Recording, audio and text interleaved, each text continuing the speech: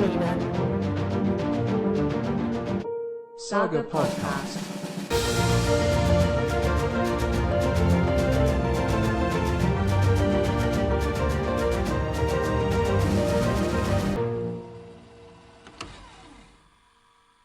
What's up, everybody, and welcome to Space Arena Ground Arena, where we cover Star Wars Unlimited from the ground up into space.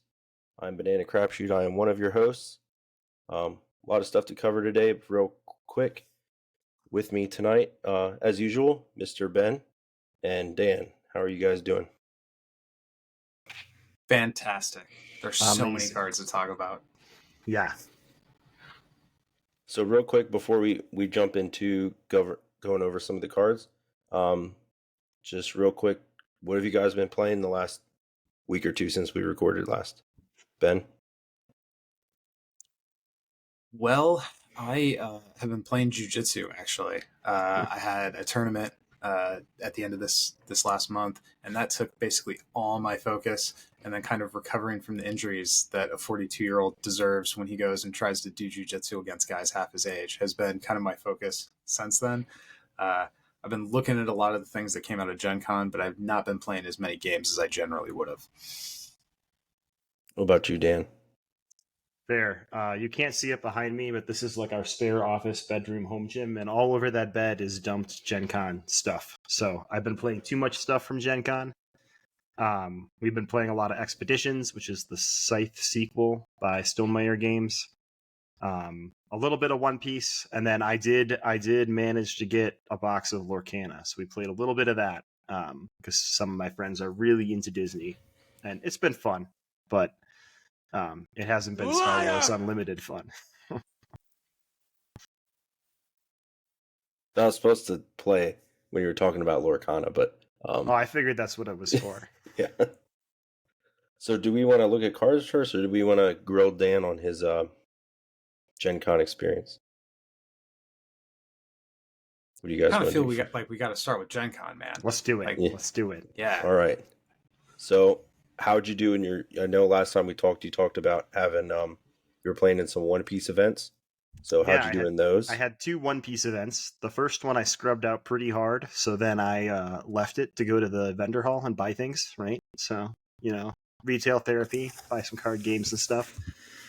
And the second one I did pretty good. I went like 6-3. So you had to go. Some people that went 6-3 like bubbled up into the top 32, but I was not one of those people. My opponents did as poorly as me. So they were all very friendly, though. I don't have it here, but I had them all sign my like game mat, so it was like a yearbook. So everyone I played a game with at Gen Con, I had signed my play mat, and I have like 38 signatures or something. So that was pretty cool. But yeah, did respectable enough, but also good enough that I got to leave and go to my other events without having to skip them. I don't know if I would sign up for a big tournament at Gen Con again. It was fun, but like the One Piece tournament was supposed to start, I think it was ticketed for like 9 a.m. and the first round started at 11:15. So I was like, I have another thing at 3 o'clock because they said it was a 6-hour event. And I knew it wasn't going to be 6, it was going to be like 7 hours, but I didn't expect it to start 2.5 hours late. It was a little frustrating. So Was that it was like unfortunate. just do you know like what the late start issue was? Was it like they were having issues with like software for pairings or what? I don't want to like dump on the One Piece community, but maybe I will as a Dark Side player. A lot of people showed up really late, right? Like the sign-ins, they at some point announced like the player meeting was going to be at 9 and the sign-ins were by 10. And people were rolling into Lucas Oil Stadium at like 10:15 and getting upset that they were going to get a round 1 loss, which I totally get, right? If the tournament didn't start for another hour, why do you get a round 1 loss? But also there was a line of 150 people yet to register. So that it was just people showing up late, people adding because like the event sold out, but then people don't show up and they take add-ons and things like that. And it was a bit unfortunate. I've never been to one that ran that late before, which was wild to me. Yeah, There that were a lot seems of pretty people- egregious. Like a lot of people got their participation stuff and we were playing like pickup games. And they were like, I'm just going to leave. I got my participation promo. I'm not going to wait here 9 hours. And that's no fun, right? I don't want to waste a whole day of Gen Con waiting for a tournament to start. Right. So I Did- left eventually and played Unlimited. Okay, so we'll touch on that.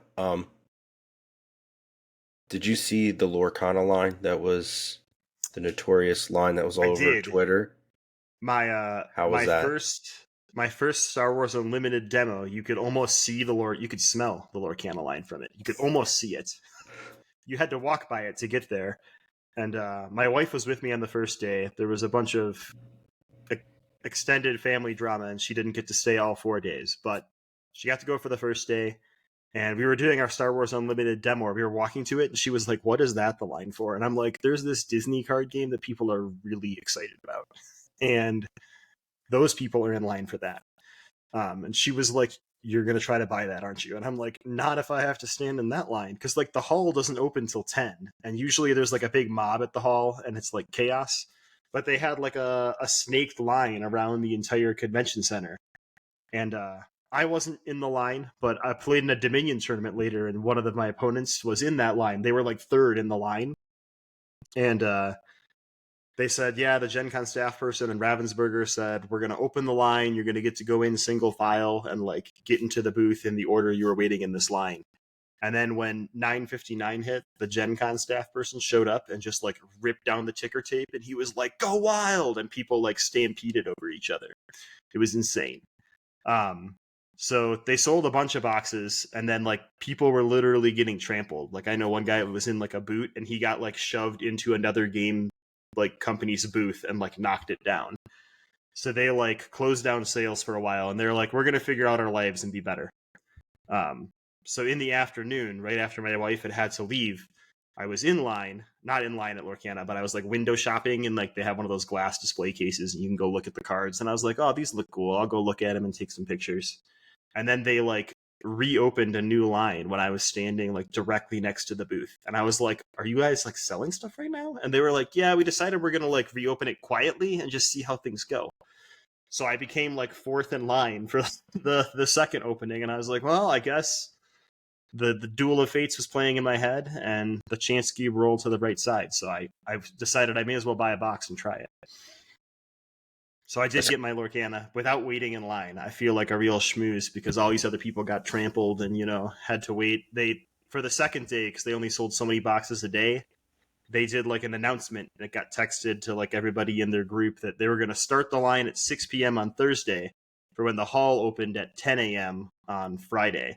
And you just had to like wait in line overnight. So that second day was my big One Piece tournament, and it was in Lucas Oil Stadium. So there's like the convention center and Lucas Oil Stadium and a big long walkway between it. And as I'm walking through the convention center, I see the Lorcana line wrap outside the building, and it legit went like halfway across Lucas Oil Stadium, like a building away. And I was just like, these people are really excited for their Mickey Mouse, and that's cool for them. Like, I talked to a few FFG people, and I said, "Did you take some notes on what not to do? Did you learn some things this year? I hope you did, because I don't want to do that next year." In fact, I will not be. I'll be lucking out and just window shopping until they open a second time. Knock on wood. I did see like some tweets of people that were there, and they did say like there was people like in wheelchairs and stuff that like had gotten knocked over, like the wheelchair fell over during like the rush, which is unfortunate that stuff like that It was happened. pure chaos. The last time I went to like an FFG launch event at Gen Con was it was either the Game of Thrones second edition or like they had that Warhammer Conquest LCG. And for that, they only had like 500 core sets they were going to sell. But by buying a ticket for like the launch tournament, you could go turn your ticket in at the booth and they gave you a core set. So like your spot was reserved. You didn't have to wait in some ridiculous line and cause a mob. So I would hope if something like this launches at a big convention like Gen Con, they would just sell tickets ahead of time. This ticket is worth one booster box. Don't create chaos like what happened last year. Because it was the most insane I'd ever seen it. And Gen Con gets pretty crazy. What other games besides Star Wars Unlimited did you like try or demo? Yeah, I demoed Ashes. There's a cool tile placing dueling game called Tiger and Dragon, where it's like it's based off of like a Japanese tile placing game. But we bought a copy of that because that was pretty fun. My son went to his first Gen Con on Saturday, so we did a lot of stuff. There's this group called like the Motley Kids Crew, and they host a bunch of kid events. So he did like a My First RPG session, and he built cool. like a LARPing shield, and he went to like the Pokemon tent, and we played in a learn to play, and I didn't have the heart to tell the person teaching us that he already knew how to play. We just suffered through it, and they teach you the game without card text at first, and then he kept being like, "This is boring," and I was like, "Yeah, I know. They'll get there, but we have to suffer through the first round, and then they teach us, oh, all these words mean something." So he got through it and survived.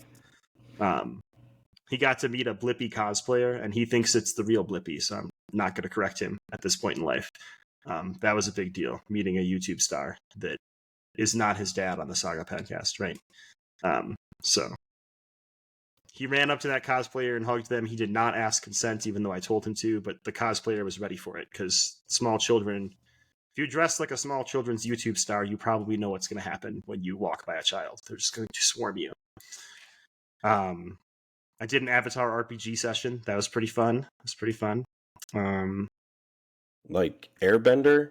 Like Waterbending? Airbender Avatar. Okay, good. Yeah. There's a new RPG made Just wanted by to Magpie clarify. Games. It was a Kickstarter last year. And you pick a class, like the rogue or the pillar or the guardian or whatever, and then you pick like a airbending type or weapons or technology. So we had to make like pick from pre-generated characters and pick a couple skills, and then you went through some mission. But yeah, I did events the whole time, all 4 days. Probably too many events. I should not schedule myself as tightly as I did next time. But it was fun. So Star Wars Unlimited. I played a lot of Star Wars Unlimited. How Maybe was that? too much. It How was good. that? Give us all the details.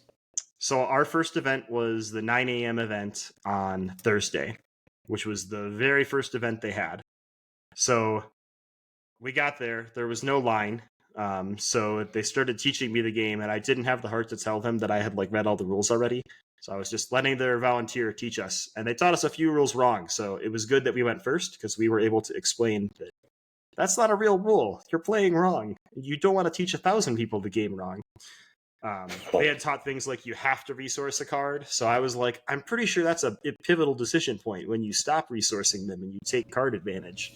And then they went over and got their little guidebook, and they were like, oh, it does say May. You're right. And I was like, yeah, just intuition, totally. But it was good. So my wife and I got to play 3 games at the 9 o'clock session. Darth Vader won all 3 games, soundly. They weren't full 50 card decks. They were like 28 to 30 card decks. So it was really easy to deck out. We had a game deck out because we were just killing units instead of attacking base. And that was unfortunate, because it's not fun to like deck out when you don't have a full deck, but you have full life on your base, right? And there's a lot of one-of cards in those demo decks. There's like a one-of C-3PO and R2-D2 and a bunch of cards we'll look through later today. So like if you start with those cards, then you feel really good. But if you don't start with those cards and they're on the bottom of your deck, then you're just like generic soldier over and over again.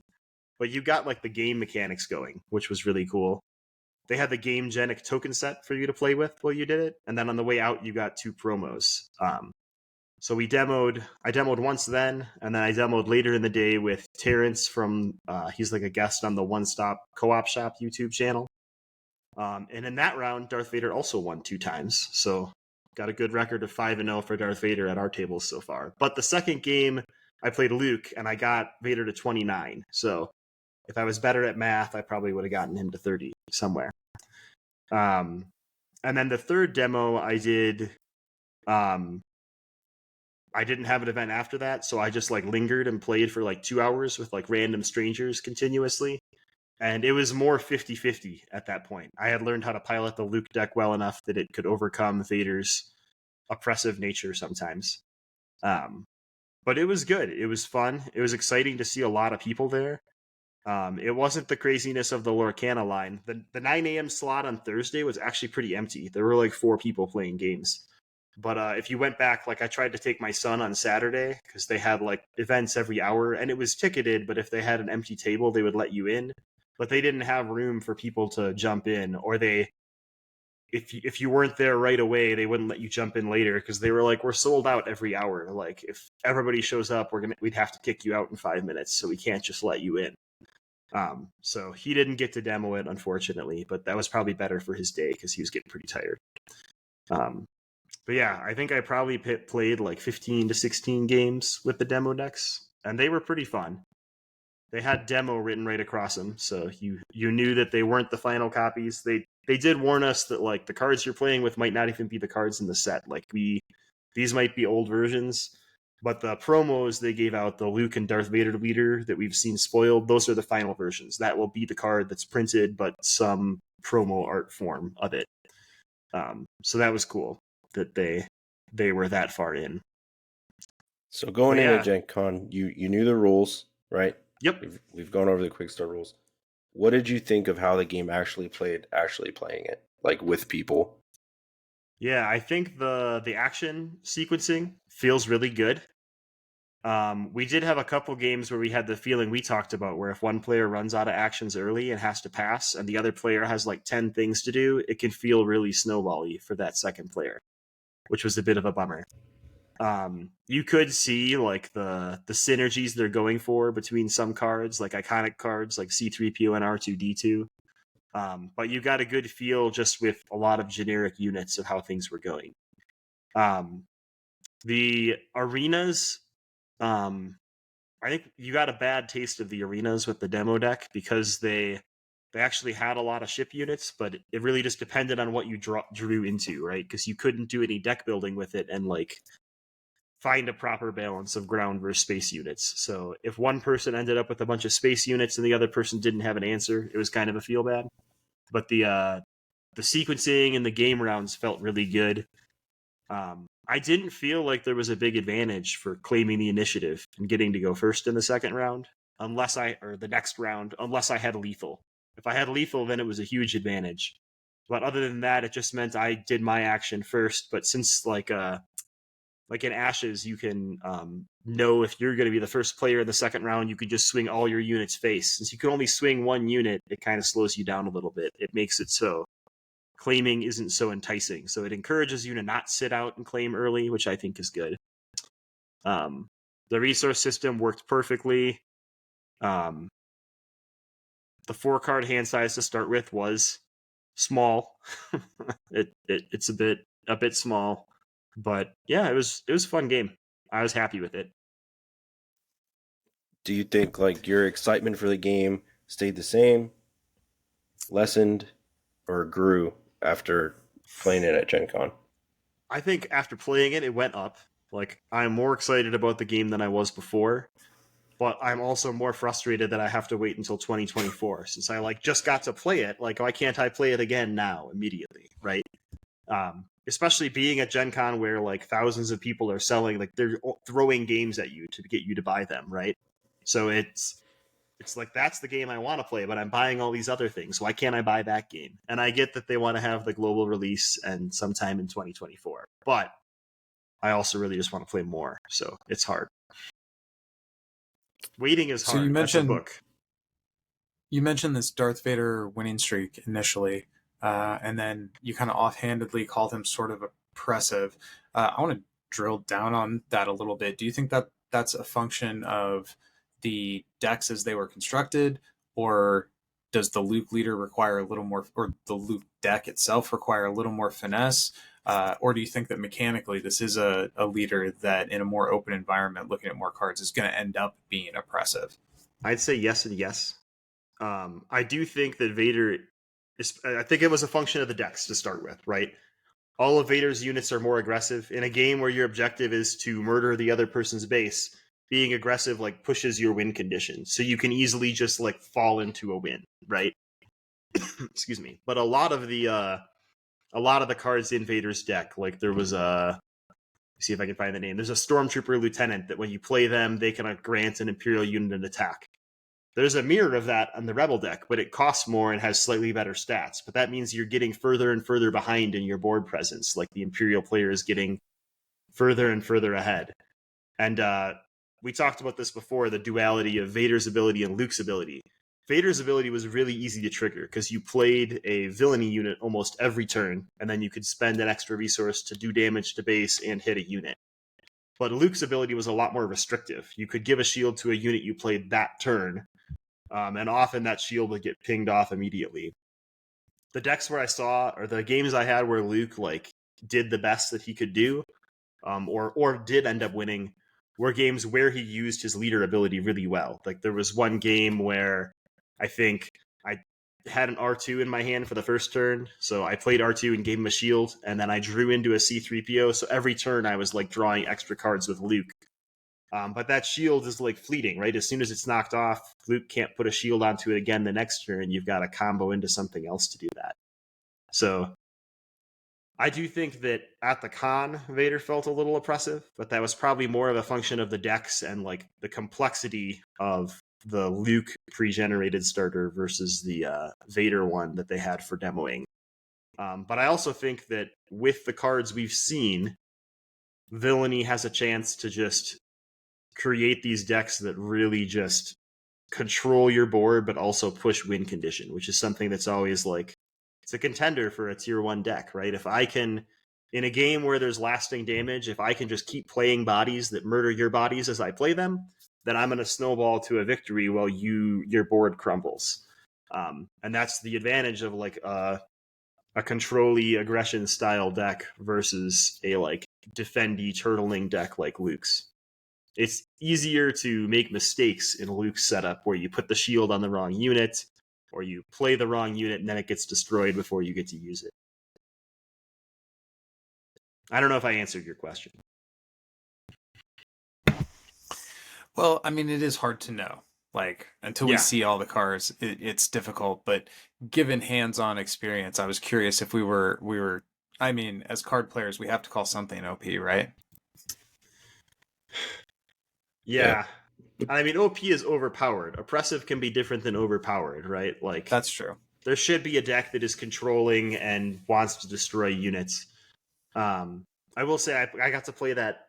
What was our preview card? The TIE Interceptor something. That card was in the demo deck, and that card is as good as we said it was going to be, right? Playing a unit that murders a unit when you play it, and then yours sticks on the board and forces them to swing into it. It was almost always a 1-for-2 unit trade, and that's huge, right? It became really clear that's that good. Anytime you can trade into a unit and keep your unit alive so your opponent has to waste actions and other resources getting rid of it is like a huge advantage. And you'd think that would be easier to do with shields, but for some reason it always became harder to do. Well, I'm glad to hear that the Imperial Interceptor that has the best art we've seen in the game. It pulled its weight on the table. It did well. Another thing before we move on to card previews, I think you got to sit down with some of the FFG team and have like a little interview, and I think you were working on something for YouTube for that. Yeah, we got to sit down with Josh, the OP organizer for FFG.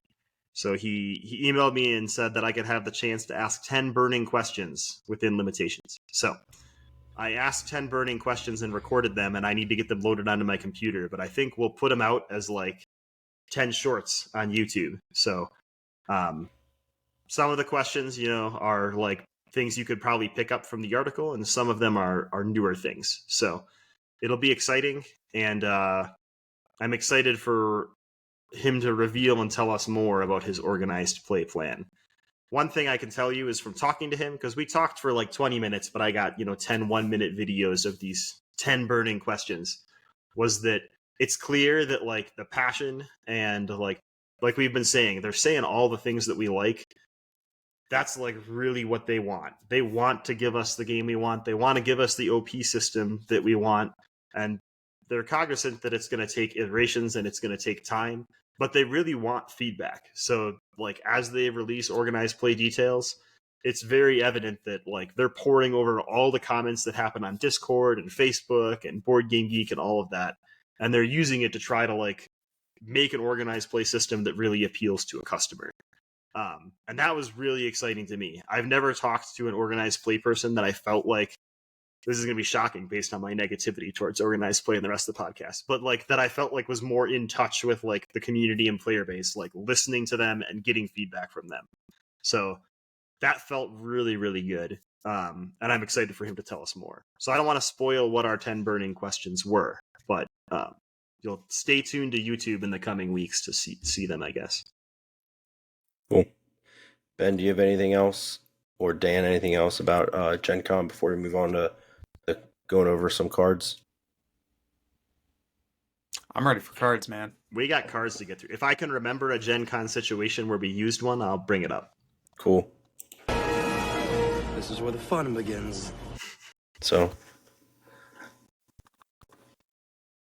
All right, so we got a bunch of cards to go through. I believe I have all of the cards that have been revealed since the last time we talked, and it's been a while since we've hung out, so there's quite a few pages to this document here. But the two I'm most excited about ended up at the top because I put this thing together. So we're going to dive right in here to C-3PO and R2-D2. So do we want to take these one at a time or look at how they interplay together first? I think for the like straight up just audio listeners, it's probably worth talking about each one like individually. Good point. All right. So we'll start with C-3PO. This is a 2-cost heroism affiliated, only heroism affiliated, 1/4. When played and on attack, choose a number, then look at the top card of your deck. If its cost is the chosen number, you may reveal and draw it. Otherwise, leave it on top of your deck. Banana, what do you think? I think it's cool. I think it definitely works better with, his companion. So you can... Well, I think for this, we almost need to look at R2-D2, right? Yeah. We almost need to know what he does. Fair enough. All right, so R2-D2 is a 1-cost, also heroism only affiliated, 1/4. When played and on attack, look at the top card of your deck, and you may put it on the bottom of your deck or leave it on top. Right. So essentially, R2-D2 tees it up, and then C-3PO puts it in your hand.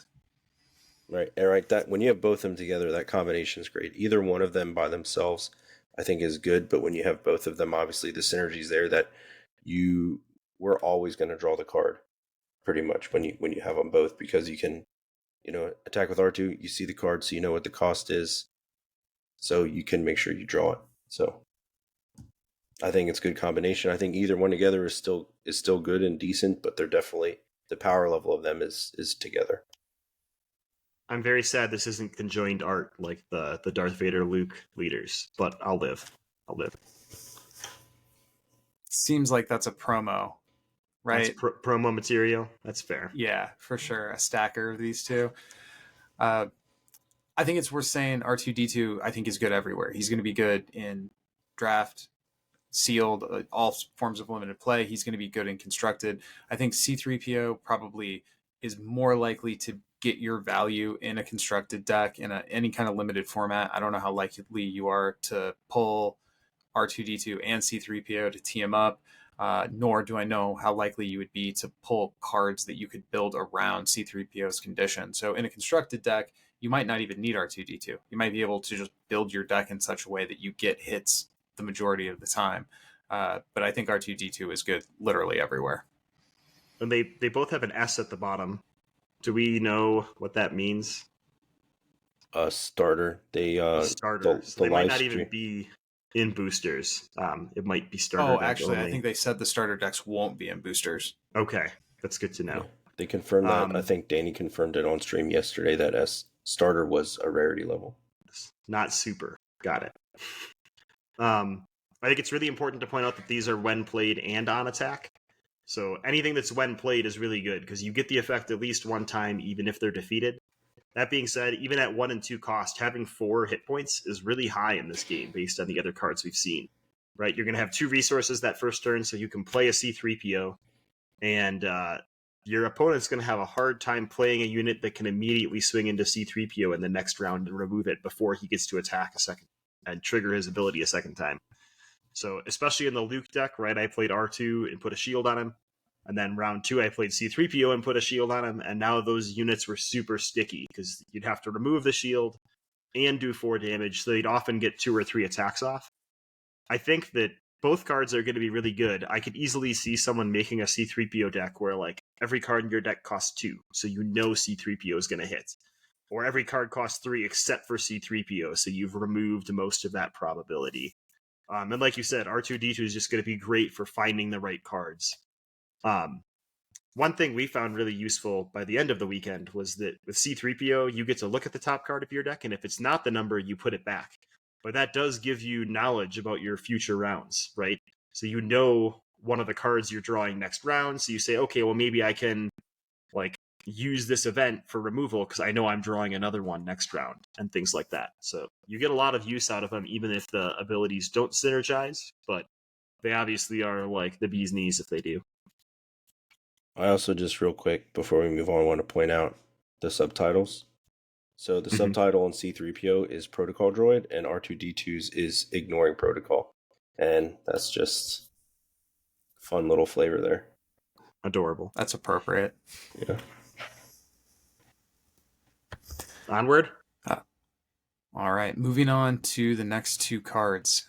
We have a 3-cost heroism affiliated only Fleet Lieutenant. He is a 3/3 with a when played, you may attack with a unit. If it's a rebel unit, it gets +2/+0 for this attack.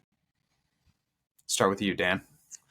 Really good card. I think the villainy one is a little bit better, but a 3/3 that grants you an attack when played is going to push you ahead in your actions, and the +2 attack is like nothing to sneeze at, right?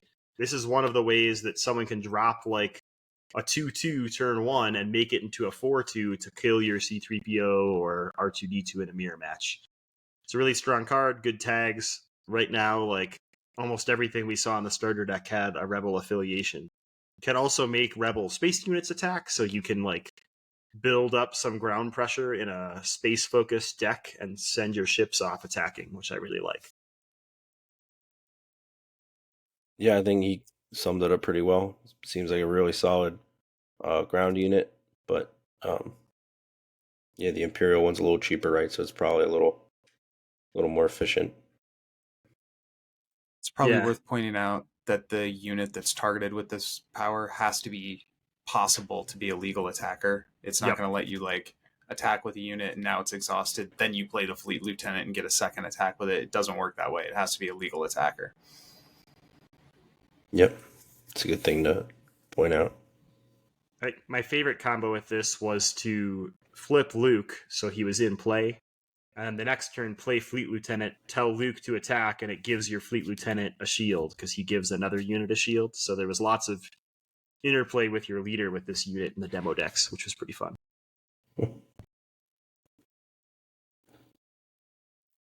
Okay, we'll move on to Waylay. This is a 3-cost. What's yellow? Cunning. Is that right? Cunning affiliated event.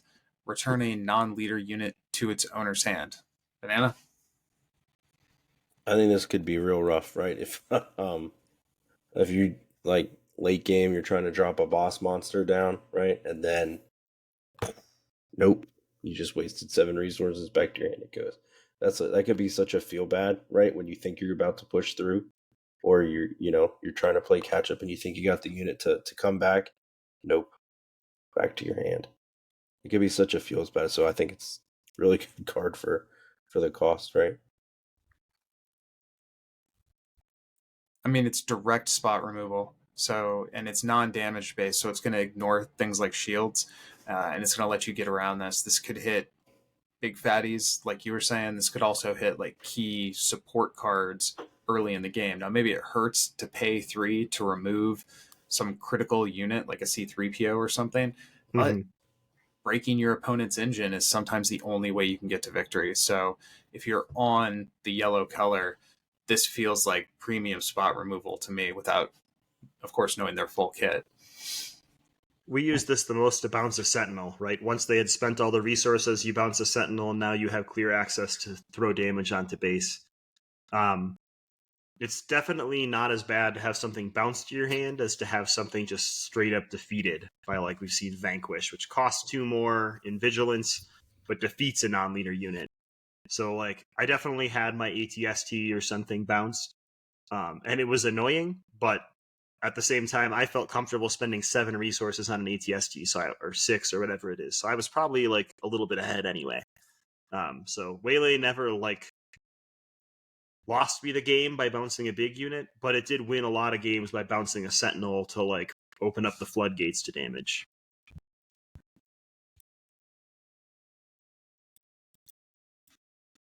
Any other comments on these before we move on? All right. Nope. We have a Super Laser Technician. This is a 3-cost command and villainy affiliated ground unit. He's a 2/1.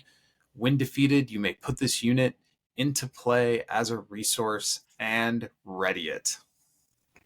Now this is pod racing. That seems very good. Ramp is generally good across most games, and this is ramp that could essentially function as the body is a little bad for the cost, but you play this dude, you run him into something, hopefully it's a 1-for-1 trade, and then this turns into your ability to play a 5-drop on turn 4. I don't think the low defense value can be counted against the card because you kind of want it to die. So I think this is pretty good. Yeah, I think having 2 attack is great on this card. This was like the MVP of so many Vader games. A lot of times it was used to just like knock the shield off something so you could actually deal damage to it, but it was almost never defeated by the Rebel player. It was always trading into something because they didn't want to give the Vader player ramp. I love this card. I love the artwork. I love DJ Kyber. He is out there turning those tables and making those lasers blast.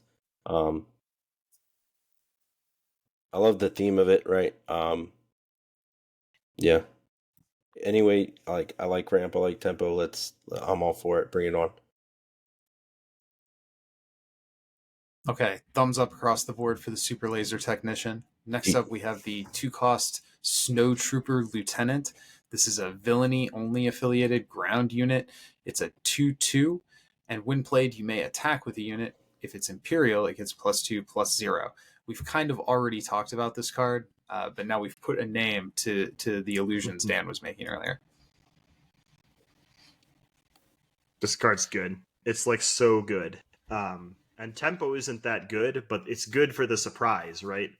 I think we've seen surprise attack and cunning that costs maybe the same amount. I would have to remember, and gives like slightly more attack, but it doesn't build a body on the board. So like this really lets you make value trades with your unit. You can take your 1-cost unit and trade into a 3-cost unit and build a 2-cost body on your board. And that's super, super strong. So it does have less health than the Rebel counterpart, but the fact that it was cheaper made it that much better. You're never going to play this in turn 1, right? Because you want to use that when played ability, because that's part of the value is getting that extra 2 attack on attack. But it's so good for value trading that I think it's going to be a staple in any deck that has villainy. That's an Imperial themed deck. I think it looks awesome. Good. I guess not True. awesome, but looks good. More efficient version of the Rebel one. All right. Moving on to the 1st Legion Snow Trooper. This is a ground unit. Red is aggression and villainy affiliated 2/3. While attacking a damaged unit, this unit gets +2 attack and gains overwhelm. There's reminder text on these cards, as there should be in a first set. Overwhelm allows you to deal excess damage to the opponent's base, so like trample in Magic. Banana, you got thoughts on the 1st Legion Snow Trooper? I think it looks situationally really good. I think combined with his lieutenant, right, he can be potentially like a 6/3 with overwhelm to really push some damage. So the ceiling I think is pretty high, but it's very conditional when he's going to be as good. Really built to be with the Vader leader. Since you have that leader ability to ping for 1, you can ping something, and now since this is probably already on the board threatening an attack, your opponent has to either crash that unit or allow you to get +2 in overwhelm. So this was something where we would ping C3PO or R2D2, and then the Luke player would be like, well, either I'm going to lose my R2 and take damage to my base, or I can crash my R2 into something, and like then I have the power of where that damage goes. And it was a real feels bad choice for the other player. So just having that ability on the board could cause a lot of chaos. So good unit. I don't think it's as like auto include as the Snow Trooper Lieutenant, but still a really good card. As far as the stats, I don't think it's terribly exciting, but it's totally fair. You're getting a good rate for your investment, and the upside potential of being able to put 2 or 3 points worth of damage into the base seems very good. Yeah, it seems like a strong card. Force Choke. 2-cost event, aggression, and villainy. If you control a force unit, this event costs 1 less to play. Deal 5 damage to a non-vehicle unit. That unit's controller draws a card. Dan, what are your thoughts? So this card needs to go with a card on the next page. We'll talk about it in a minute. But this card's really good removal, right? 1 cost when you're playing with Vader out as a unit. Not when he's a leader in the base, but when he's a unit leader in the field, you could trigger this cost reduction.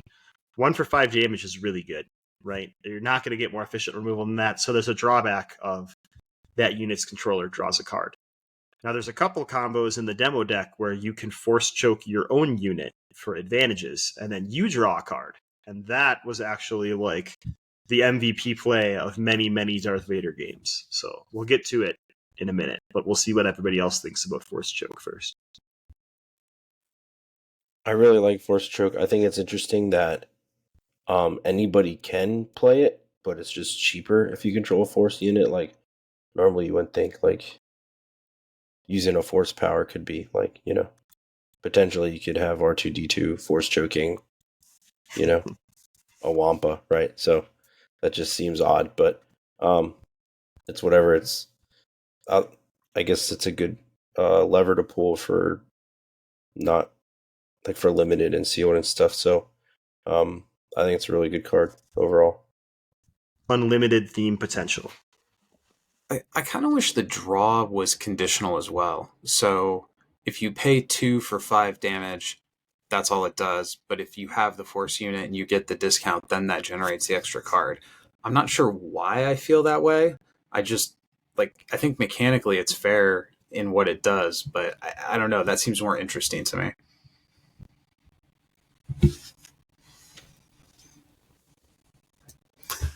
Okay, so we'll move on to 2-cost ground unit, villainy affiliated Admiral Mati. 1/1, when defeated, you may ready a villainy unit. So I think this is the one you were referring to, that you could get some extra benefit out of Force Choke, eh, Dan? Yeah, right. So if you have your Vader in play, your big 7-cost Vader leader that on attack deals 2 damage to a unit, you can attack with Vader, deal 2 damage and kill a weenie, hit the base for 5, Force Choke your own Madi, which happens like in the movie, right? Draw yourself a card and ready your Vader. It's like the ultimate fun thematic play. And like seeing people realize that could happen like in a game was extremely exciting. Like when they put all the pieces together, they were like, I understand it now and I love it. So I don't think it's going to be often you want to pass the card draw to yourself, but there's hopefully will be other reasons to do that as well. Well, only time will tell, right? Seems like a cool combo. I like it. You could always crash Madi into something as well, right? But to get the card draw and the theme points, and if they have nothing to crash it into, right, then you're just stuck hitting base. But you'd rather hit base for 5 with Vader than 1 with Madi. So that is one thing I didn't say earlier that I noticed is leaders do not last a long time once they're flipped. And maybe it was because of Luke and Vader, Luke being at 6, Vader being at 7, and that super laser DJ popping Vader early. But it always seemed like one player flipped, the other player flipped, they murdered each other, and they were gone. Which was a bit unfortunate, right? You want your leader to be a little more active. But again, I think that may have been more of inexperience and the style of the promo or demo decks.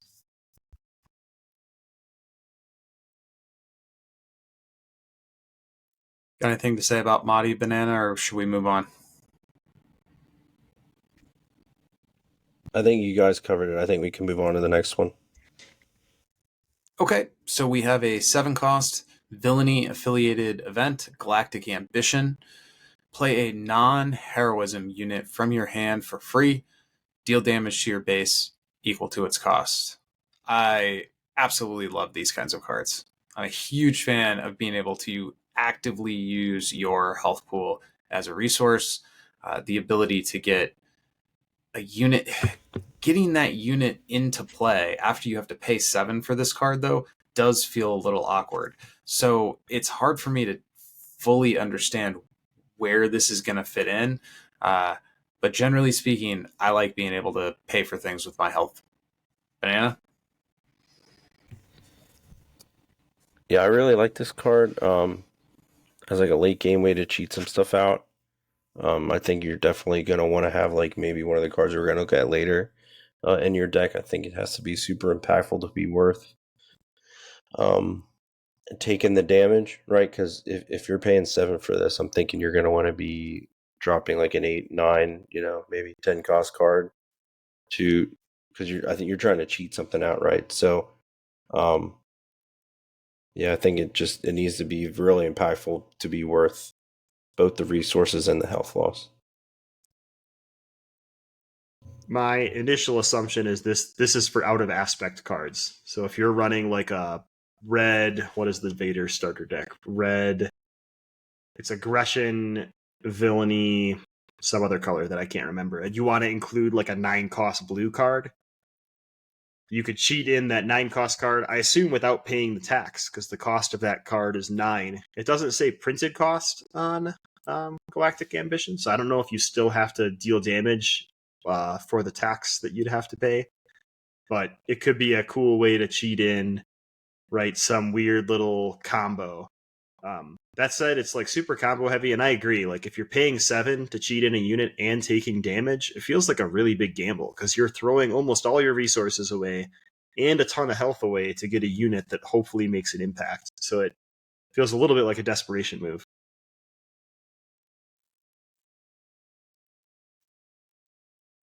All right. Vigilant Honor Guards. These are a 5-cost ground unit. Vigilance and Heroism affiliated. 4/6. While this unit is undamaged, it gains Sentinel. Again, there's reminder text here. So Sentinel is taunt. It protects your base. People have to deal with it. What do you think, Dan? Really good. Works well with Repair, where you can heal the Honor Guard and give them Sentinel again. Works great with Luke's shields. Stat line is pretty reasonable. The most interesting thing I found about Sentinels while playing is Sentinels are actually really aggressive. You don't have to have like your Sentinel exhausted for that Sentinel to be turned on. So your best use of a Sentinel is to swing at base and then force them to waste their units removing your Sentinel. So I like that this unit loses Sentinel after being hit, because they might waste 1 hit on the Vigilant Honor Guards and then have to hit our friend Chewbacca over here before they can hit them again. So it like, with that 6 hit point pool, it lets them take an attack and then usually last 1 more round, which is pretty nice. I really appreciate the artwork on this card and how it looks like they're about to drop the sickest album Yavin has ever seen. So,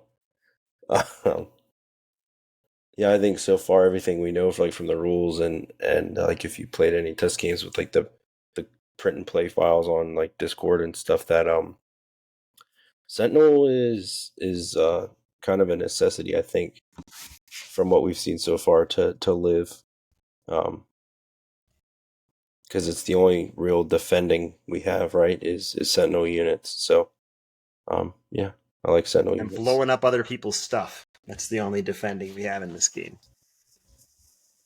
Yeah, and any game where the attacker gets to choose where it puts its damage, the ability to disrupt that is super important for the defending player. So I guess we'll head over to Chewbacca here. He's a 5-cost cunning and heroism affiliated 3/6 ground unit who has Sentinel, and when this unit is attacked, ready him. this is very good. Mm-hmm. I like Mhm. this Chewbacca a lot. Yeah. Sentinel, and when he's attacked, you get to ready him. So there's no choice, right? You're gonna have to at some point deal with him, and when you do, Yep. he's gonna ready.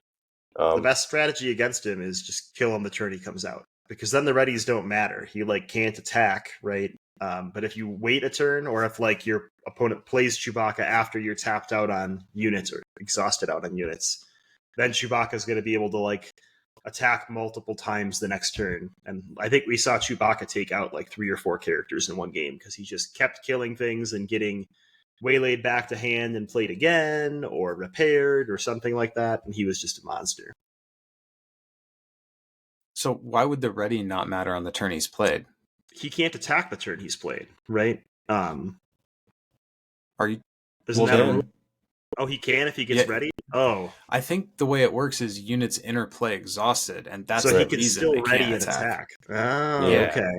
Because if you think about I can't remember what the keyword is here, but Ambush. charge Oh, essentially from ambush. Hearthstone. That's right. Ambush. Yeah, it specifically says ready the unit, then And they then get it to can attack. attack a So unit. Okay, so it would work the turn he's in play then too. Dang, we were playing that wrong. I'm pretty sure. Right, but if it's still the turn he's if you focus him down, right, that's still probably the best way, because if you can get him off in 2 attacks, right, he gets 1 ready and maybe 1 attack. Big chunks of damage is the right answer. Yeah. Yeah. Or you force seems choke really him, good.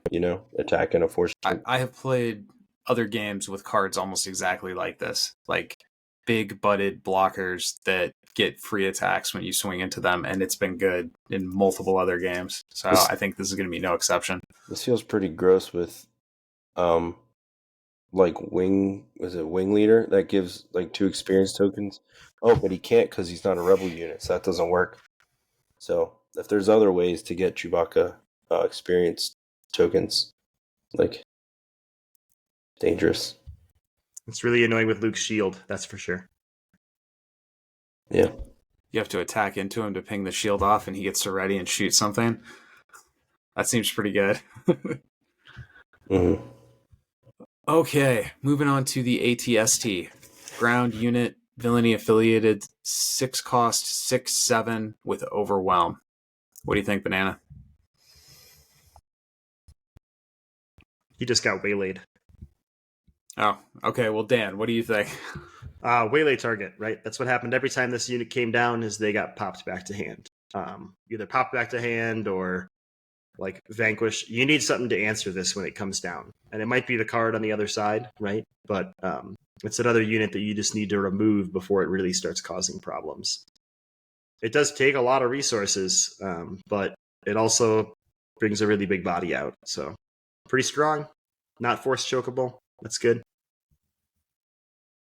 I mean, it seems like if your opponent doesn't have some form of event-based removal, if they're having to deal with this thing honestly on the board, you are set up to 3 for 1 or 2 for 1 with something really big and then a small thing. This guy seems like he's going to trade very favorably if your opponent doesn't have a waylay or some other form of removal that just comes from hand. Yeah, maybe in the demo games, we actually FFG wanted you to play Vader versus Luke, but we cheated once and played Vader versus Vader. And you can Vader ping this and put it down to 6. And then you talked about a combo earlier with the Stormtrooper that gets +2 when it attacks a damaged unit, and the other Stormtrooper that grants that unit +2. So that unit, it was a 2-cost unit that could swing for 6. So you can create little combos in your deck that have large chunks of damage, but I think you need those big chunks to deal with things without losing too many bodies. Makes sense. Do you have any further thoughts on the ATST, Banana? No, I don't think so. I like it. I think it's cool. I think this gives us a good idea of kind of what the mid to top end of the curve will look like stat-wise on units. So I liked seeing that, because everything we had seen before this was cheap units. So Okay, so next we have a 5-cost Snow Speeder. This is a ground unit, heroism affiliated, 3/6. It has ambush, which is the ability that When the unit enters play, it readies and can attack an enemy unit. And on attack, exhaust an enemy vehicle ground unit. Seems like a good answer to that ATSC. Yeah, and a future AT-AT, right? Like the theme on this is just on point. So, thumbs up for that. It seems very specific, right? We haven't seen a lot of cards in general, right? But I think this is this the only ground vehicle unit we've seen? Are these ATSTs and snow speeders? To this point, yes. I don't know. I think So so. if there's ever like a vehicle ground unit heavy meta, it's going to make a lot of sense, but it seems like almost all of the vehicle units we've seen have been space so far. So it could feel a little bit like a feels bad card if it's just a blank card for most of your games. But ambush is still good, I guess. Yeah. 5 cost is expensive for a tech card too. Like if this is specifically in here to answer ground-based vehicle threats, and there aren't any, generally speaking, when I'm putting cards in my deck that are about targeting a very specific thing, I want them to be cheap. Like I like cheap tech cards. Expensive tech cards can be clunky and really rot in your hand in the matchups where they're not applicable. You can at least resource it, right? So I guess that's true, yeah. But I think the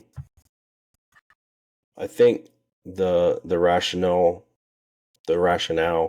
of saying, oh well, I'll put this bad card in my deck because I can just resource it. I think at that point you still just keep it out, right? But I think maybe if we get sideboards for this game, then maybe that's a spot for it. I'm definitely always in favor of the not putting bad cards in my deck plan. typically, Yeah. They're all good cards. I was watching Firebat play Hearthstone years ago, and he was playing a discard deck, and it was like, well, you can't get emotionally invested to what cards get discarded because they're all good cards. I don't put bad cards in my deck. That I come from that deck building school. Right. Like I think if you're trying to justify putting a card in your deck, and the justification is, well, if it sucks in every matchup except for one, at least I can play it as a resource, you probably just shouldn't have it in your deck. probably not. Yeah. Might be meta dependent, but you're probably right. Yeah. Okay. Next up, we have a System Patrol Craft. This is a 4-cost space unit, Vigilance affiliated, 3/4 with Sentinel. Dan, what do you think? Solid. Gets around the TIE Advanced or TIE Interceptor, the other one. Sentinel with more hit points than power, I'm happy about. I think, is this our first space unit with Sentinel that we saw, right? So, I think it is, right? I think so. Yeah, I think so. So, I I'm mean, scrolling through, but yeah, I believe so. Yep. so it seems like it could be relevant, right? Mm-hmm. So yeah, it seems decent. I don't care for the art. I'm not even sure. Like, I don't know. I'm not even sure what part of the ship I'm looking at exactly. I don't really care for that. But as far as a 4-cost 3/4 Sentinel, yeah, that's everything else is good. I'll just ignore the artwork on this one. Yeah. Moving over to a 4-cost space unit, Villainy affiliated TIE Advanced. This is a 3/2. When played, give 2 experience tokens to another friendly Imperial unit. So this is another one of these cards that's giving you a body and then giving you some of its stats. Some of the costs that you're paying to get this is being invested in units elsewhere on the board. Anytime you have that, it's worth mentioning this is a combo. Even if it's just 2 cards, you just need one other Imperial unit in play. Combos always are, that's a moving part within a deck. So you're not always going to get that value. And I think if you're in a situation where this is a 4-cost 3/2 that does nothing, you probably want to put those resource points somewhere else. I think you kind of have to get the satisfy the condition to get those 2 experience tokens, or this probably you don't want to play it. I don't know. Banana? Yeah, I mean, yeah, like you said, you definitely don't want to play it if you don't have a unit to give the experience tokens to. I think it's interesting how the TIE Advanced is like a more expensive version of the Wing Leader. And then on the other side of that, you have like the Snow Lieutenant is like a cheaper version Mhm. of the Fleet Lieutenant. So we have this space and ground mirror kind of between space and ground Imperial and Rebel. So I just think that's interesting. But yeah, I think we've seen from again, if you've played any like games on TTS or with the printed stuff, that those experience tokens can be very impactful to keep a unit alive. Like giving them to a Sentinel unit with an even bigger butt can be very relevant. So I think it's a decent card. But yeah, like you definitely don't want to play it if you don't have anything to give the tokens to. Yeah, I think with these conditional things, depending on how conditional they are, you could probably make a deck with all Imperial units. But if you have an Imperial leader, then when you flip them out, you know you can immediately give them to experience. It's going to be clutch. Yeah, that is probably where a lot of these conditional cards are going to shine, is when their condition is satisfied by your leader. So you're kind of like building around your tentpole character. That makes a lot of sense. Okay. This Han Solo artwork, man, it's pretty funny. All right, 7 costs, Han Solo ground unit. Looks like Stallone at Yes, the he end of does Rocky. Yeah, he does have that kind of look for sure. Okay, so this is Han Solo, 7 cost, ground unit, cunning and heroism affiliated. He's a 6/6 with ambush, and while attacking, this unit deals damage before the defender. So charge and first strike, 6/6 for 7 costs. Dan, what do you think? Really strong. Like this is basically a removal spell with a body, right? So I like it. The art reminds me of Winter Soldier from Marvel Champions. It'll probably always be criticized, but yeah, I mean, and we've talked about it with the Vader deck earlier. Any body you can play that also removes something on play, which ambush plus first strike is probably going to cause that. You're in really good shape. What do you think, Banana? I think other than what's going on with his Faces cards is awesome. I think I think he did, Han shot first, right? So I like it. Yeah, this is going to be good and constructed. This is going to be amazing if you pull this in sealed or draft. Very good card. Okay, Emperor Palpatine, the master of the dark side. 8 cost, aggression, villainy affiliated, 6/6. He has overwhelm, and when played, deals 6 damage divided as you choose among enemy units. Banana, what do you think? I think this is awesome. I think this did Palpatine justice. Being able to, deal 6 indirect damage basically, where you can assign it, is pretty wild. You can ping shields off and finish off units, and then the overwhelm. I think it's a very well designed boss monster. Dan, would you play 8 health on turn 7 to get this guy in play? If it's going to clear a Sentinel out of the way, maybe. Or if it's going to set up a bunch of those little stormtroopers that gain overwhelm when they attack damaged units. I think what I like about both the cards we have on the screen right now, Han and Palpatine, is something that I've heard people say in Versus before, right? In Versus system 2-player card game, when you drop like a 9 cost or a 10 cost character, those characters are usually like game altering. Like they almost break the rules and completely change the state of what's on the field.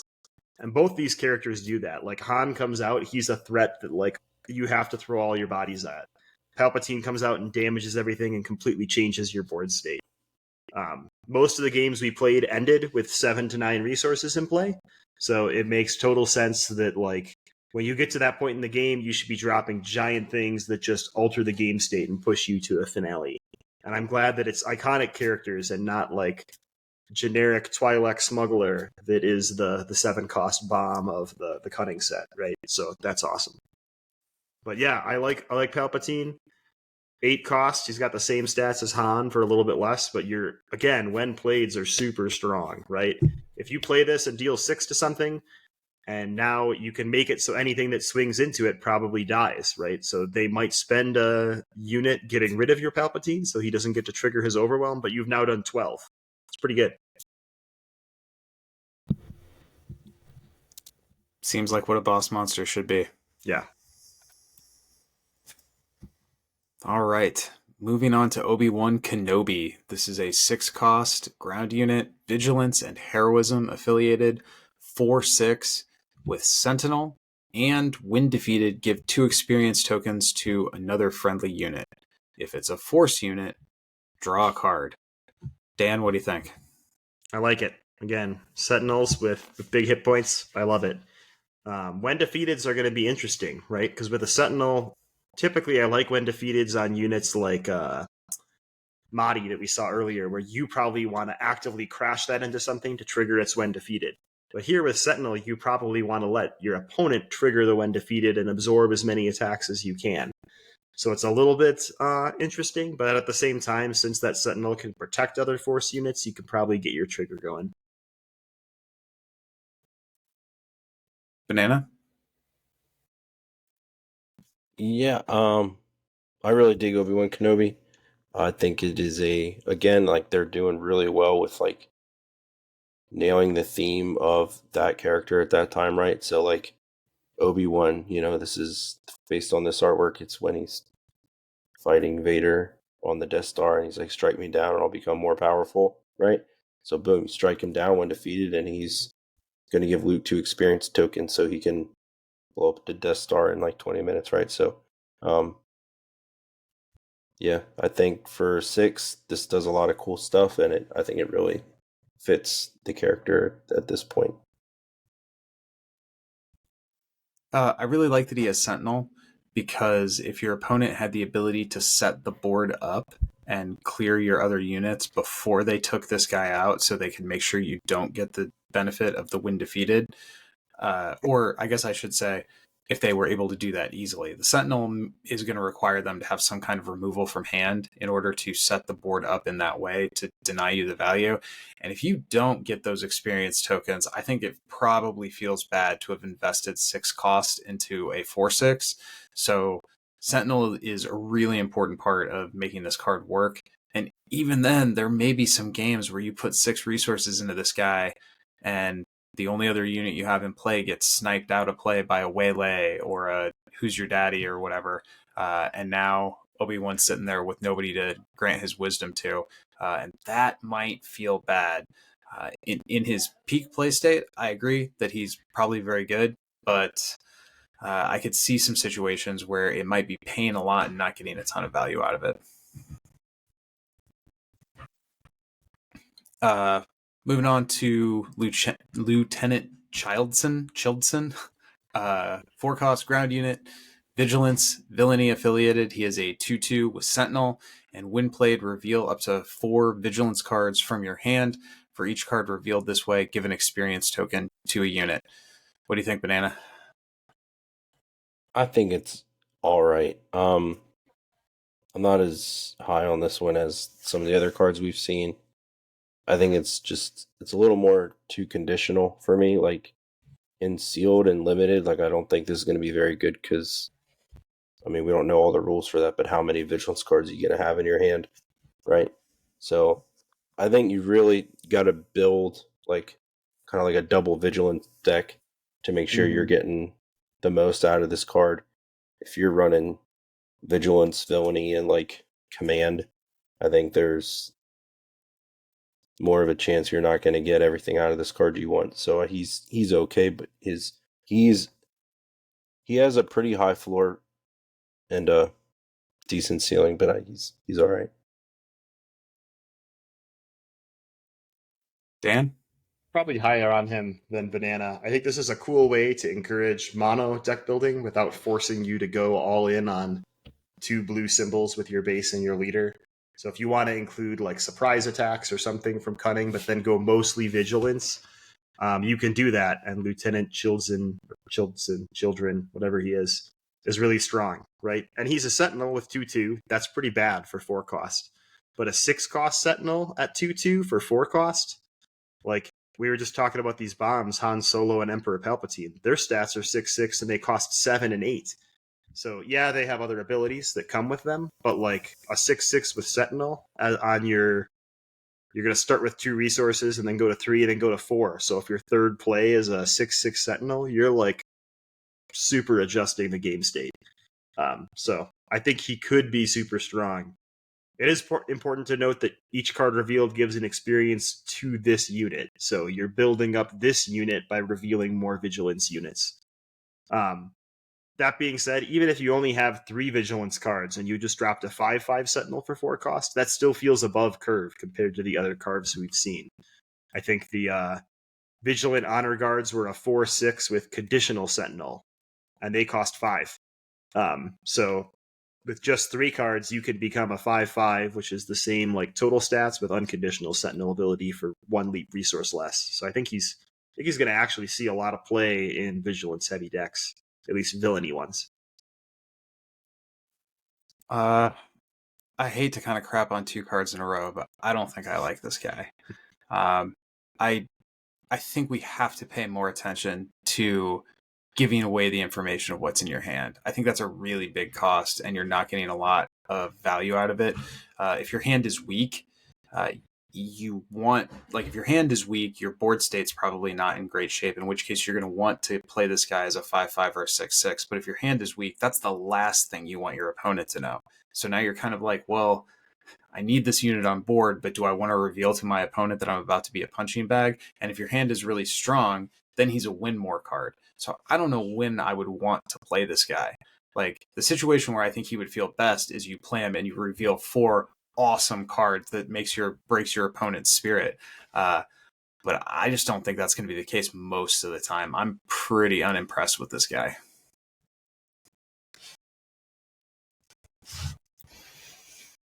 For cost, Vigilance. This is a double Vigilance affiliated event. Choose 2 in any order. Discard 6 cards from an opponent's deck.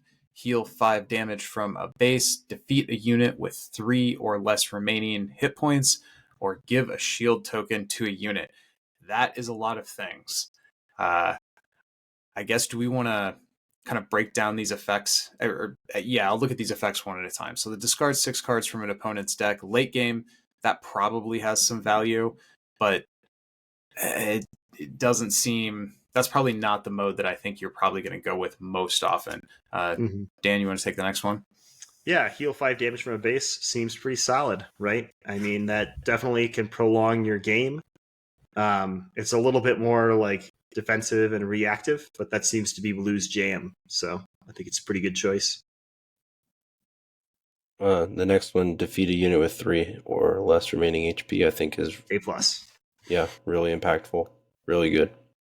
I think you're going to pick that one 90% of the time.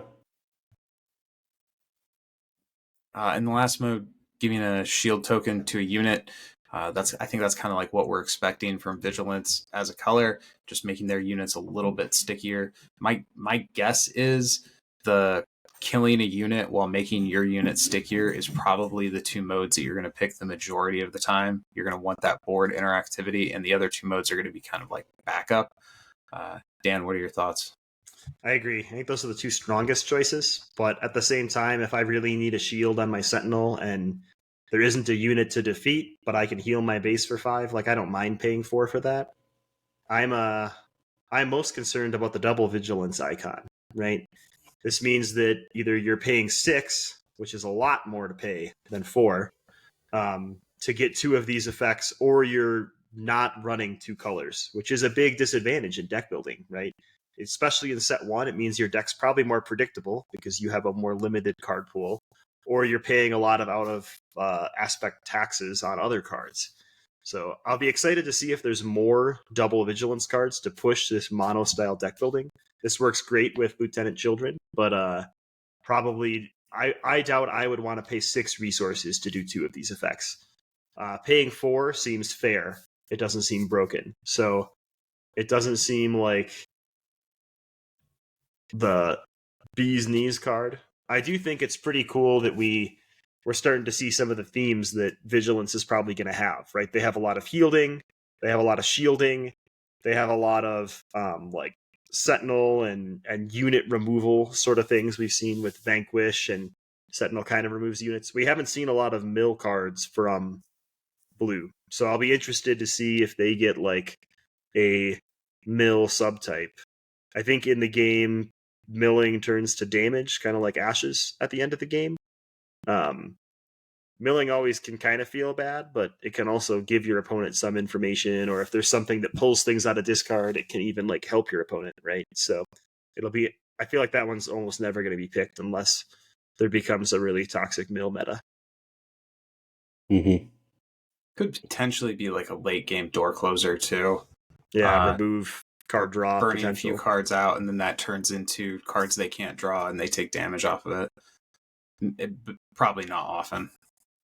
Also interesting to note that this is the first legendary rarity card that they've shown us. So yeah. And next up, we have a. Oh, sorry. Go ahead, Banana. I was gonna say I like the artwork on this one. I think it's, Attack of the Clones, Anakin about to squish some bugs. So I do like the artwork, and I think your legendary point is important. They've said in streams before that like the hardest rarity cards won't be hard to get. It'll be the alternate arts and the chase cards and things like that. So we'll see how common a legendary card is to pull. If you're getting 2 legendary cards per box, then that statement was not true, right? So I'll be curious to see what legendary really means. I know I've seen like a lot of people complain about it on Discord and Facebook. For all we know, you could be getting a legendary like 1 in every 3 packs or something. Then it doesn't matter. But if it's like 1 or 2 per box, then that'll be a big bummer if this is a good card. mm-hmm. That is a fair point. All right, so next up we have a 2-cost Distant Patroller. This is a Vigilance affiliated space unit. It's a 2/1, and when defeated, you may give a shield token to a Vigilance unit. We saw a card that did something similar, had a 2/1 body, died, and did something way better. I'm not super impressed with this card. There's probably some utility for it, especially if you're double dipping on Vigilance and you really want those shield tokens, but overall, not the most exciting space unit I think we've seen. Banana? I'm not a huge fan of this card either. Like Mahdi's when defeated. Like I guess you still have control over this. Like you can run this into a unit to give it a shield token, just like you did Mahdi. So, I think this card would have been 10 times better if it had Sentinel, right? If it was a Sentinel unit that when defeated gave a shield token, like I feel like then you're forced to defeat it. But I mean, it's kind of Vigilance's Mahdi. So, I don't know. You still have some control over defeating, but your opponent has control too. They can defeat a bunch of stuff, and then you don't have anything to give a shield token to. So, I don't know. I'm not very high on it, but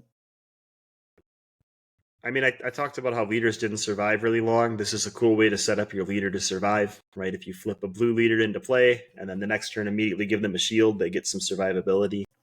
I do think this is the weaker of the when defeated effects we've seen with the Super Laser DJ and Mahdi and things like that.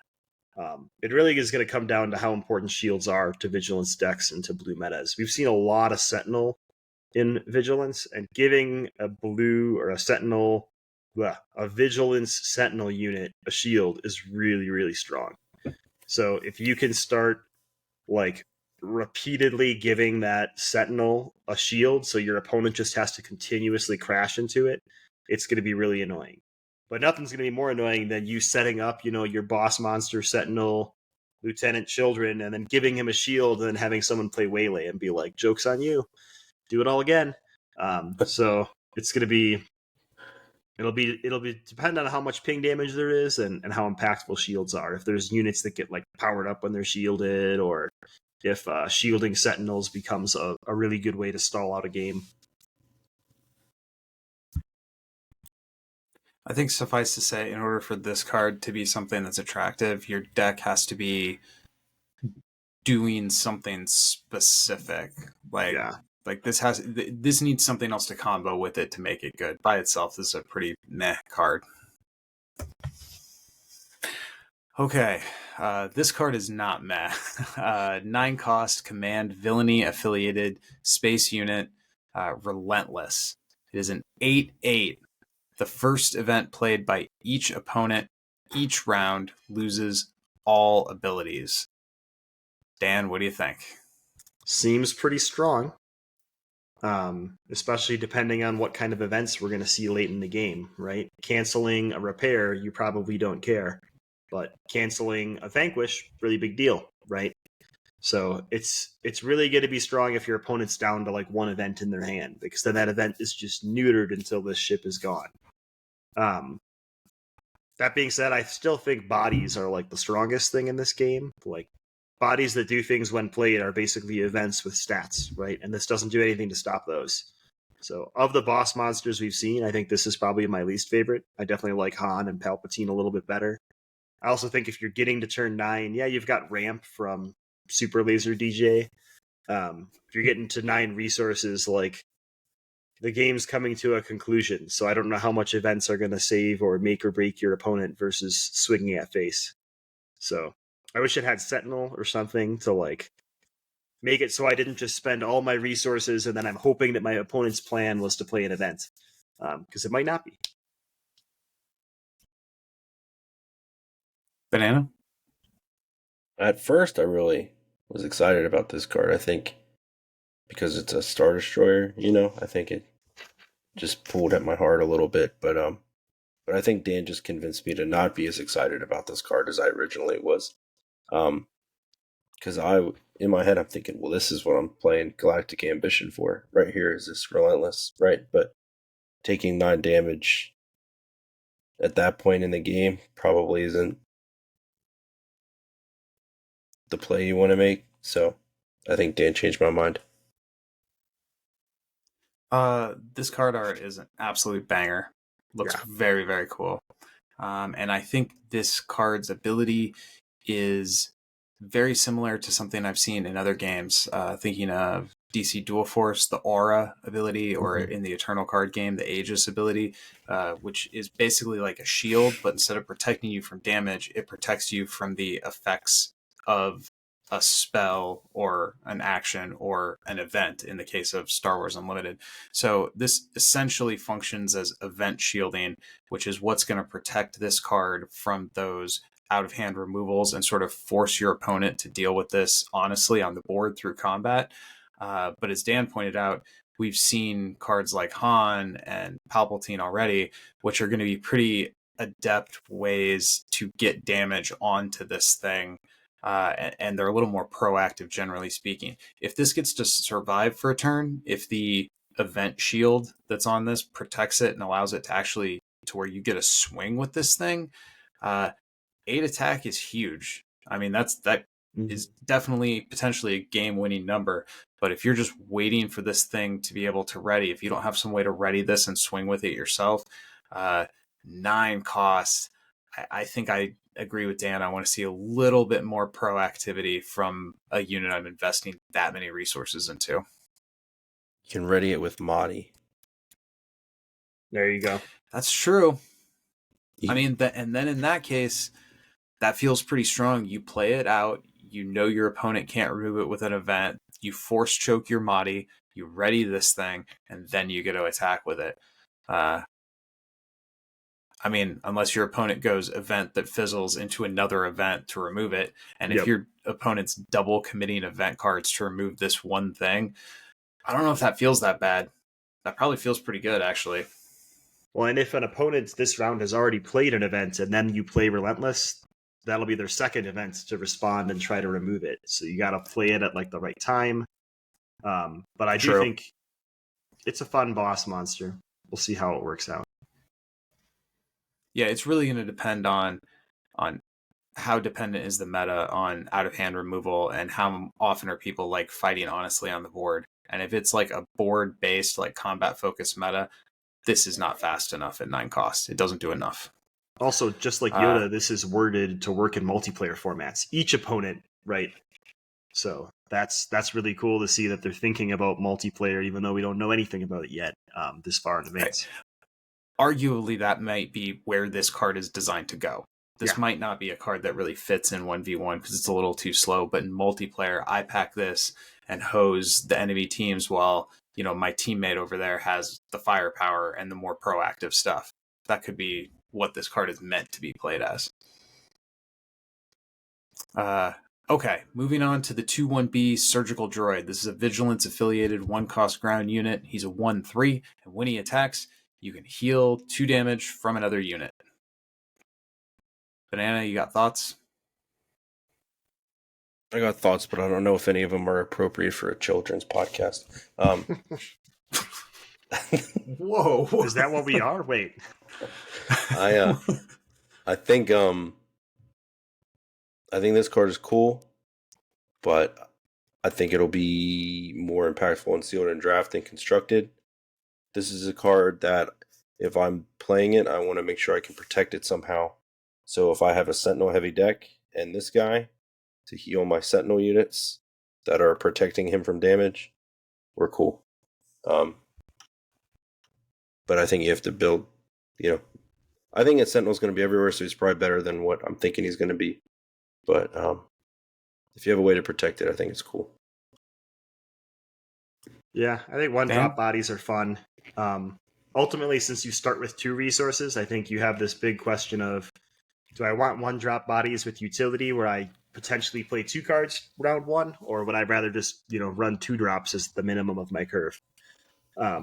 Healing seems super strong in a game with sustained damage. So if you have a way to get experience on this guy or shields onto him so that he can last and trigger his ability multiple times, it's going to be really strong. If this was on play / on attack, I think this card would be in every blue deck. But since it's only on attack, he has to come into play exhausted, survive a round, then find an opportunistic window to attack during. It's going to be a bit rough to actually get his ability to trigger. So, we'll see. Given that we start with 2 resources, by definition, you will always be underdropping in order to play this guy. I don't think this card is worth underdropping. I think I would rather play on curve. I don't think he does enough. I would rather him maybe have better stats and be a 2-drop. But I'm... If you... And, oh, go ahead. I was going to ask, if you're playing a Luke leader, though, specifically, where his leader action is to pay 1. Oh, but this doesn't work because he's not a heroism unit. You can't even shield him with Luke. Never mind. I was going to say, I feel like you want to kind of underdrop slightly with Luke Invader to trigger their abilities.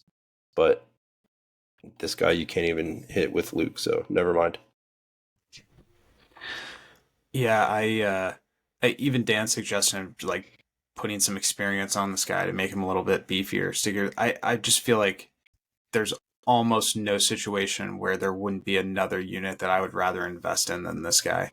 But I could be undervaluing healing. I mean, I played black and blue in Magic, so.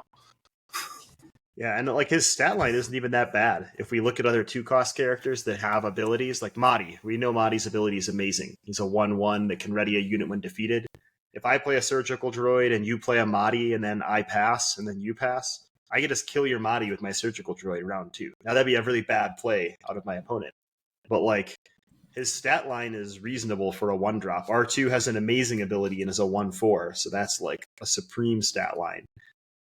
Be a little bit happier with a little bit more health, but I think his stat line's okay for a 1-drop. It's even comparable to a lot of the 2-drops we've seen. A lot of them are just 2 2s or 2 1s. But yeah, I'm unimpressed. All right, best start of the set, objectively speaking. We haven't seen that. We have our yet. I hope it's done by the same artist. We have our Chewbacca leader card. So we'll start with his undeployed side. Action: play a unit that costs 3 or less from your hand, paying its cost, and it gains Sentinel for this phase. And then he'll be able to level up and deploy once you get to 7 resources. So start with you, Banana. What do you think of the undeployed side? I think it's cool. I think the ability to give units that don't have Sentinel is very impactful and can definitely alter your opponent's plan. So I think it's cool. Dan? Yeah, I think it's going to be strong. I think we've seen a lot of units with when defeated abilities. And if you want to force your opponent to crash into those and waste their actions doing that, Chewbacca is going to be a great way to set that up. I do think it'll be a little bit odd in, turns 4 through 6 when your curve is over 3, but you can't flip with your epic action yet, because then you're saying, well, if I want to use my action, I have to play a 3-drop and a 1-drop. That might not be as good as playing a 4-drop. It depends on how they balance and stat their game, right? So eventually, if you want to use that ability every turn, he like undercurves you, but at the same time, it doesn't cost. It's not like Luke where you pay 1 and tap them to be able to play a unit and give them Sentinel. You just have to pay the Sentinels or the card's cost, which you're probably going to do anyway. Once you get to 7 resources, you're able to flip Chewbacca over. He becomes a ground unit. He's I don't think I mentioned that he was Vigilance and Heroism affiliated. He's a 2/9. He has Sentinel and he has Grit, which is the keyword that gives you +1 attack for each damage that you have on you. Given how we've talked about leaders not sticking around for very long, I imagine a Sentinel leader is going to stick around for an even shorter amount of time. What do you think, Dan? I agree. So this is where those little fighter jets that give something shield could be really good, right? If you can get a little bit of damage on Chewie and then start popping shields onto him continuously, so he has a lot of extra damage from Grit, that could be really strong. I wish he was a Force Choke target just to power up his Grit, but Force Choke has Villainy, so it can't be combined. I think 2/9 is a good stat line for Chewie as a leader. He's going to be a little bit stickier than Luke and Vader, the other leaders we've seen. And he gets powered up as he takes attacks, so hopefully you at least get 1 or 2 good swings out of him as he's powered up. I'm excited to play him. I think he looks really fun and a lot more complex than the starter leaders we've seen. 9 is a lot of health, man. Is that the most health we've seen on anything? It has to be, right? I think so. So, I think 8 was on that 1 Star Destroyer, yeah. Right, so he's got more health than a Star Destroyer. So he's going to stick around a little bit. But yeah, I mean, having Sentinel, right? I'm interested to see what other cards come out and what decks get built around Chewbacca, right? Because if Chewbacca is the Sentinel, then I feel like in the Vader deck, like Vader is the boss monster, right? At least in the starter Vader. When he comes into play, he's the thing wrecking. Chewbacca isn't a thing wrecking, right? He's enabling other things to wreck by protecting them. So I'm curious to see he could with Grit, right? He could become like a 10 damage. Potentially a +8. Yeah, he could be ridiculous with experience tokens and shields at some point, but you have to do a lot to get to that. Yeah.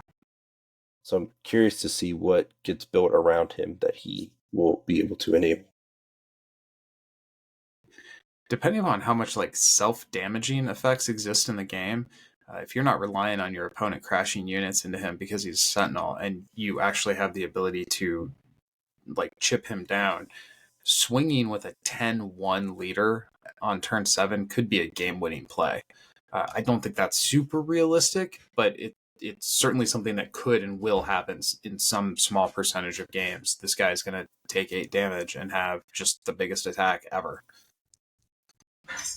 Yeah, you do have to be a little bit careful to play around Vigilance. We talked about Vigilance earlier, and I forgot to mention this. The defeat a unit option in Vigilance isn't defeat a non-leader unit like Vanquish and Waylay have been. So you can defeat a Chewbacca that has only 3 health left using Vigilance.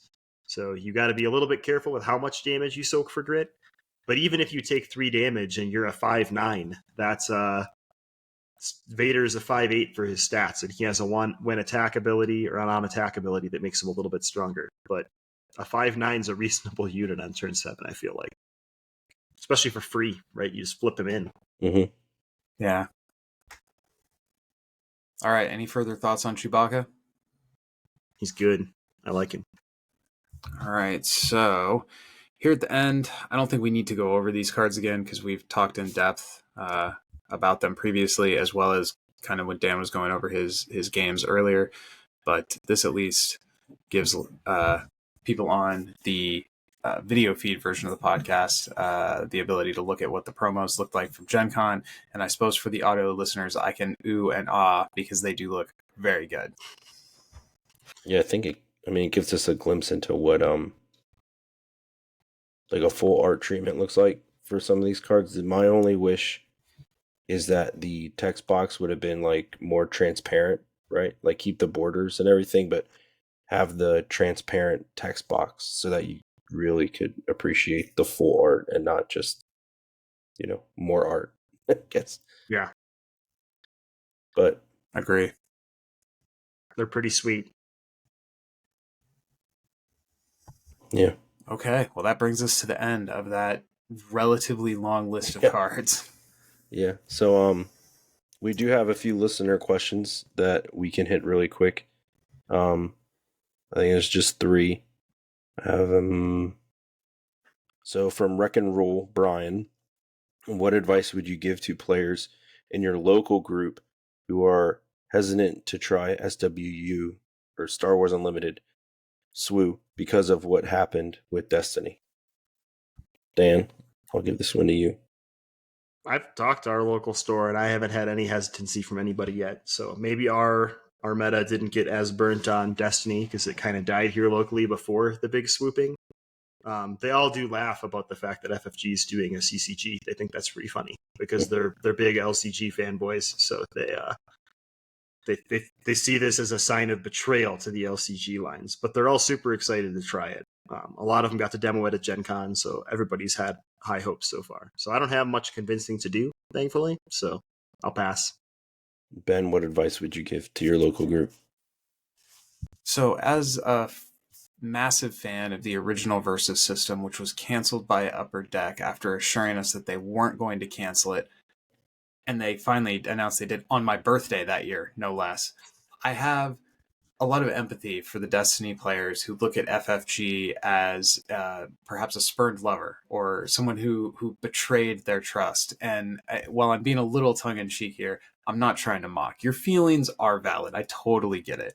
But in the real world, things happen. Like, you can either choose to be mad at FFG because the Destiny game didn't work out and then not play a Star Wars card game, or you can choose to play the Star Wars card game. And at the end of the day, each person is going to kind of have to make that choice for themselves. In my opinion, I think not having the fun of playing the Star Wars card game because of what happened with Destiny is a little bit like cutting off your nose to spite your face. But again, if that's how somebody feels, your feelings are valid, and that's fine. I think I would say that FFG is clearly a different company in different hands, run by different people at this point. And what we've seen from FFG and the resources they've put into this game to this point, they're clearly all in on this, right? Some of the games you feel like they were half in, right? They were in on the game design and they nailed game design pretty much all the time, but they didn't back it up with the other foot, right? They were already moved on to something else, it kind of felt like. So it feels like they're all in on Star Wars Unlimited, and it feels everything I've seen from FFG, from has its own website, the articles, the streams, the interaction with FFG employees in the community and everything. It just seems different than anything else I have personally seen from FFG. So I think it's worth giving them another shot, even if you feel burned. Next up, we have Citizen Keen asked, "What's the Star Wars Unlimited pitch that you're gonna? What's the Star Wars Unlimited pitch in the current CCG landscape if you are meh on Star Wars as an IP?" So I guess, how do you pitch the game to someone that doesn't really care about Star Wars? So for me personally, I approach every card game as a checklist of mechanics. There's mechanics I like, and there's mechanics I don't like. And the more of the mechanics that a game has that fall into the like category, the greater the chances that I'm actually going to pick up that game and play it and enjoy it and evangelize and talk about it on podcasts. So again, I guess this is a little Weasley, because I am going to resort to, each person's going to kind of have to make their own decision on what mechanics matter to them. I like attacker initiative a lot. I like a resource system where I can't get mana screwed or mana flooded a lot. I like the ability to draw 2 cards a turn a lot. I like persistent damage on a cardboard card game a ton. So there's a lot of specific mechanic things that even if you look at cards as widgets and you ignore the theme entirely and you just look at the mechanics of the game, I think this one has a lot of really solid things that speak to me as a player. If those mechanics don't click with you as a player, I don't know that I can sell you on them. Like if you prefer defender initiative to attacker initiative, this might not be the game for you. But if you like Hearthstone, if you like Versus, if you like the card games where you get to play a dude and like do stuff with him, and choose where those attacks are going, I think this is probably going to be right up your alley. It's a good pitch. You got one? I would tell him you don't. Yeah, go for it. No, I was going to ask if you have one. Yeah, I would tell him you don't have to like Star Wars, right? There's people from all areas that maybe liked one thing in Star Wars, but then they hated that we didn't get like Dark Side Luke or something in the sequel trilogy. Guess what? In this game, it's unlimited. You can make that happen. Might be a bad decision to play villainy cards in a Luke deck, but you can do it, right? So I think showing them that the deck building potential is unlimited and showing them that it was designed with limited play and organized play and player-friendly collectability those are all the things that people like. It's like the constant gripe of every card game community I've ever been in. So it's like we've talked about on the podcast for a while. They're saying all the things we like, and if they show us those things when the game comes out, it's going to be really easy to sell to card game players that aren't that excited on Star Wars. There's one guy in our group that he's not a big Star Wars fan, but he loved Destiny just because of the mechanics. And he would always just like make up jokey names and like make fun of like there was the Maz Katana card where it says she's a space pirate, and he's like, this looks like a space grandma, not a space pirate. But he had fun making fun of it even, right? So I think that we'll get a big hoot out of that anyway. And the last one is from Jedi Geek Girl, and she asks, "What is the biggest name from the original trilogy that you predict will not be in Spark of Rebellion?" So, the biggest name from the original trilogy that will not be in Spark of Rebellion. Well, it's probably going to be Max Rebo, and I'm going to be very disappointed by that. I was going to be disappointed if your answer was anything but Max Rebo at this point. I kind of got teed up for that one. Yeah. He's my biggest name in the original trilogy. I'd say we've seen a lot of the big names already, right? So I doubt they're going to hold back an iconic character. I think the biggest name we're going to get held back is going to be like Owen Lars or unnamed Bounty Hunter 7 from the Cloud City scene. I mean, I guess they're not unnamed. They all have names and very important stories. I'm sure I read them as a child. But, Forlam or something like that, right? So I think we're gonna get all the main characters. I can't see a reason not to. I don't think that I know in other games they held off on Emperor Palpatine or held off on one character to like have the shock of having them revealed. I think we're past that as a society at this point. Holding off a character just for shock value isn't that exciting anymore. I think maybe like Salacious Crumb is going to be my answer. That's fair. I don't know that he'll be. Maybe Jabba. Like, we haven't seen any barge stuff yet. Like, he's kind of a big name, yeah. I'm really happy that we all named characters from Tatooine. So clearly it's going to be someone from Hoth, right? It's going to be like Wampa or something. I don't know. But that was good. Desert planets are important too. Going to be a Tusken Raider or a Tauntaun is going to be. Is that going to be It's going to be a Tauntaun. You can camp a character inside of. It's going to be a ground vehicle unit, right?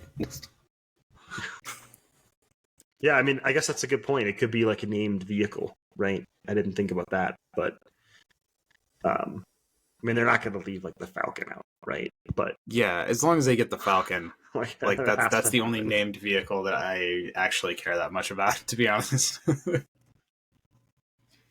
Yeah, so I think that. Well, from the original trilogy, to be clear. Right. Do you guys have anything before we wrap this up? One, Give us more card previews. We want to see more. Yeah, more. One thing I'll say before we wrap it up is we do have 2 sets of promo cards coming to the show that we are going to be doing giveaways for.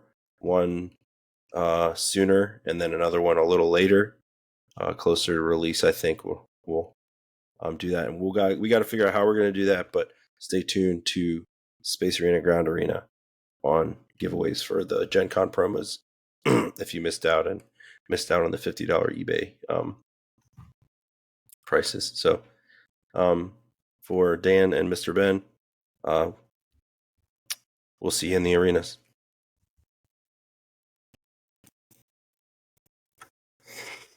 Done. That was our longest one yet, I'm sure. Yeah, that was a long one, dude.